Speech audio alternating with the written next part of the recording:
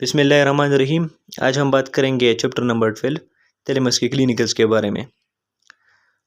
सबसे पहले बात करेंगे थैलेमस की इंट्रोडक्शन के बारे में। तो हमारे बॉडी में या सेंट्रल नर्वस सिस्टम में दो राउंडेड बॉडीज़ होती हैं जिसे हम थैलेमस कहते हैं, और हमारी बॉडी से जितनी भी सेंसेशंस आती हैं वो पहले थैलेमस पे रिले होती हैं और फिर बाद में वो सेरेब्रल कॉर्टेक्स की तरफ बढ़ती हैं।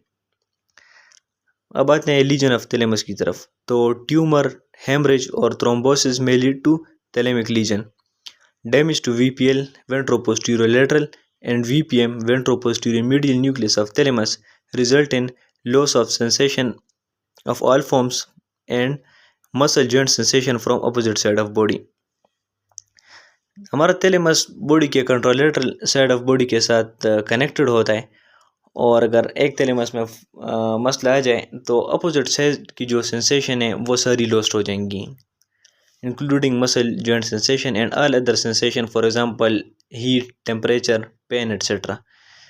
Next point is thalamic lesion may invade to other neighboring structures, for example midbrain, hypothalamus, subthalamus, internal capsule, etc.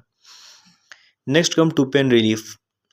Intralaminar nuclei of thalamus are known to take part in relay of pain to cerebral cortex।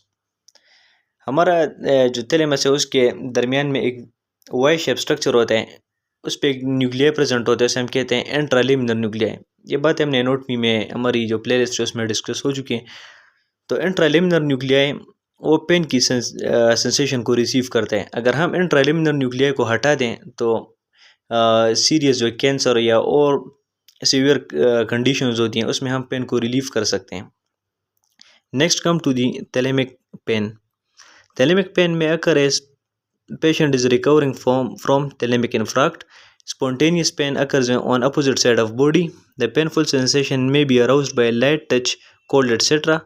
And powerful analgesics may fail to relieve pain।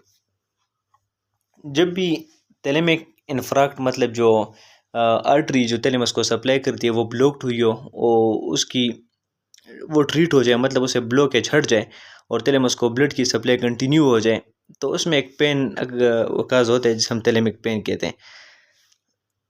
Thalamic pen में जो sensation आती है opposite side of body से, including light touch, cold, etcetera, वो sensation जो है वो इंतहाई पेनफुल होती है, और इतनी पेनफुल होती है कि अगर हम एनाल्जेसिक्स का इस्तेमाल भी करें तो वो भी इस पेन को रिलीव नहीं कर सकते, और इसका पेन जो है वो अपोजिट साइड ऑफ बॉडी के साथ होता है। As I discuss earlier that thalamus is connected to contralateral side of body.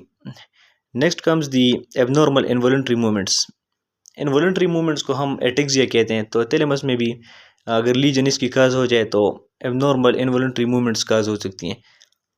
इसमें थैलेमस या थैलेमस के साथ जो कोडेट न्यूक्लियस या और न्यूक्लियाई हैं वो भी इन्वॉल्व हो सकते हैं, वो भी यही एटेक्सिया काज कर सकते हैं। Next comes the thalamic hand. So point number 1, the contralateral hand is held in abnormal posture in some patient with thalamic lesions. Wrist is pronated and flexed. Metacarpophalangeal joints are flexed. Interphalangeal joints are extended. Fingers can move actively but movements are slow. This is due to altered muscle tone in different muscle groups। जब thalamic का legion हो जाए तो opposite side का जो hand है वो एक अबनॉर्मल पोस्चर अटेन कर देता है, मतलब उसमें रिस्ट जो है वो प्रोनेटेड एंड फ्लेक्स्ड हो जाती है, मेटाकार्पोफिलिंजियल जॉइंट भी फ्लेक्स्ड हो जाती है, इंटरफिलिंजियल जो एक्सटेंड हो जाती है, मतलब हमारा हैंड एक एल शेप अटेन कर लेता है, और ये पेशेंट अपने हैंड को एक्टिवली मूव कर सकता है, और ये मोस्टली जो muscle group supplying the hand उसका मसल टोन जो है वो इफेक्ट हो जाता है। This was all about the clinicals of thalamus and thank you.